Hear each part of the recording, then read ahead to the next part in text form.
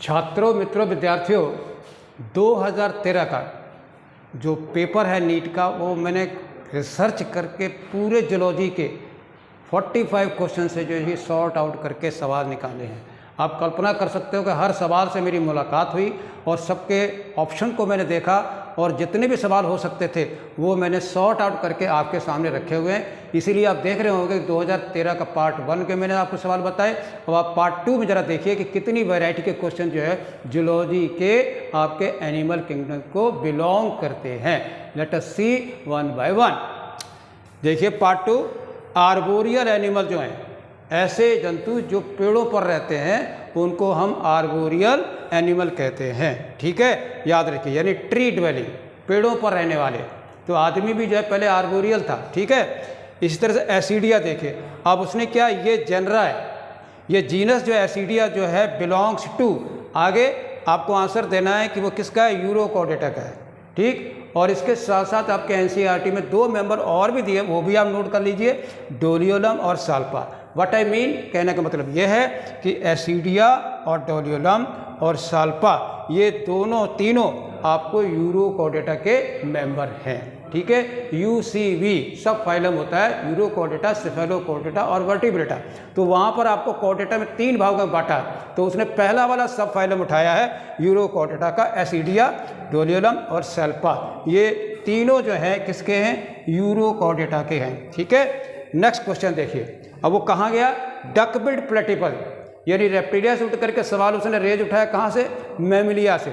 और मैमिलिया का जब मैंने आपको क्लासिफिकेशन आपको बताया था तो कहा था कि एग लेइंग और विविपेरस। एग लेइंग का ओनली 1 एग्जाम्पल जो है वो आपके एनसीईआरटी में दिया हुआ है और वही वो पूछ रहा है। जरा देखिए क्या, डकबिल्ड प्लेटिपस ओविपेरस होता है, यानी अंडे देने वाला मैमल, और ये भी याद रखिए केवल ऑस्ट्रेलिया में ही पाए जाते हैं। ठीक है, अब जरा देखिए इसका जूलॉजिकल नया साइंटिफिक नाम भी मैंने आपको नोट करा दिया है, ऑर्निथोरिंकल। तो सवाल चाहे इधर से यहाँ आए, यहाँ से यहाँ आए, ornithorhynchal belong to Mammalia and egg laying है, और डकबिल्ड प्लेटिपस भी इसे कहते हैं। ओके, नेक्स्ट क्वेश्चन देखिए, किस तरह की प्रॉब्लम जो है एग्जाम में उठ सकती है, इसलिए इसका नाम ही मैंने रखा हुआ है नॉट टू फॉरगेट। नीट के एग्जामिनेशन में करेक्ट कैरेक्टरिस्टिक ऑफ क्लास, अब वो क्लास का जो एक मेन कैरेक्टरिस्टिक फीचर है वो आप बता रहा है। रेप्टिलिया की क्या खास बात होती है वो जरा देखिए, इसको मैंने सेट करके निकाल दिया है। Body covered with dry cornified scale, आपने घड़ियाल देखा होगा, मगरमच्छ देखा होगा, तो उसके ऊपर कितने हार्ड जो है कॉर्निफाइड स्केल पाए जाते हैं। तो बड़े साफ सी बात है, body covered with dry cornified scale over the body. ठीक है, और ये जो स्केल होते हैं they are epidermal in origin, याद रखिएगा एपिडर्मल इन ओरिजिन होते हैं, and they do not have external, और रेप्टिलिया में एक्सटर्नल ईयर नहीं होते। Ear is represented by only tympanium का बना होता है। ठीक है, तो ये भी पॉइंट आपका चौथा क्लियर हो गया। आगे फिर देखिए मैंने पेपर ढूंढा, विच ऑफ द फाइला, ऐसा कौन सा फाइलम है जिसमें एडल्ट बॉडी जो होती है शो रेडियल सिमेट्री, ठीक, while the larva show bilateral symmetry. हमने जब आपको पढ़ाया था echinodermata, the only phylum in the animal kingdom which show 2 types of symmetry. ठीक है, यानी आपने देखा होगा कि रेडियल सिमेट्री और बाइलेटरल। रेडियल सिमेट्री जो है वो आपकी इन्वर्टिब्रेट में है लगभग, और बाकी काफ़ी लोगों में बाइलेटरल सिमेट्री पाई जाती है।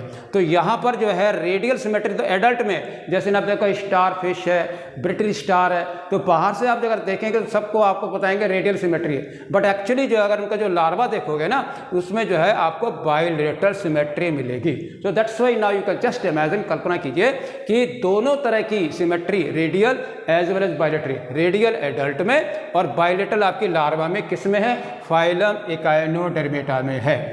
ओके, अगला क्वेश्चन देखिए, प्रेजेंस ऑफ कॉम्प्लेट।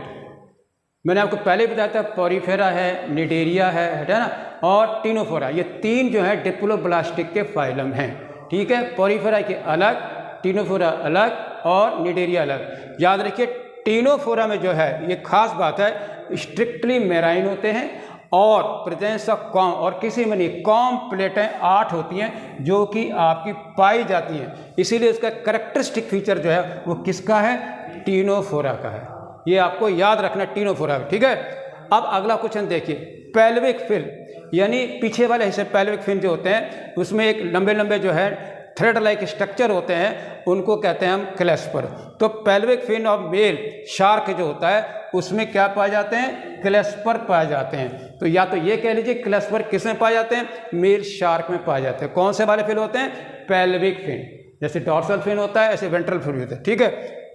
अब जरा देखिए लास्ट क्वेश्चन, इन ओवेलिया, आपने देखा होगा फाइलम निडेरिया जब आपने पढ़ा है उसमें मेटाजेनेसिस पाई जाती है, अल्टरनेशन ऑफ जनरेशन होती है। तो दो तरह के फॉर्म होती हैं, यानी एकदम आपका जो है खास तौर से देखिए, in Obelia produce medusa asexually, alternation of generation है पॉलीमॉर्फिज्म। याद रखिएगा, आपको टीनोफोरा के बाद आपको ये जो निडेरिया है इसकी खास बात है पॉलीमॉर्फिज्म, यानी more than 2 form of the same individual. ठीक, किसी भी ऑर्गेनिज्म के 2 से तरह ज़्यादा के रोग हो तो उसको आप कहते हैं पॉलीमॉर्फिज्म।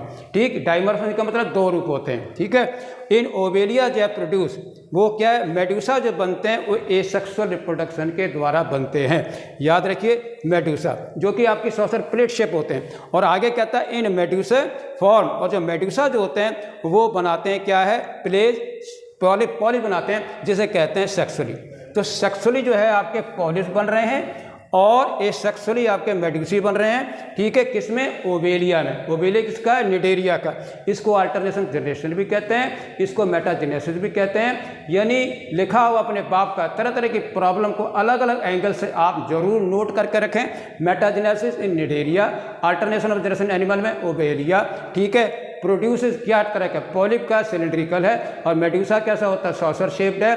पॉलिप बनाएगा एसेक्सुअल रिप्रोडक्शन मेडुसा, और मेडुसा जो है वो बनाएगा पॉलिप को सेक्सुअली।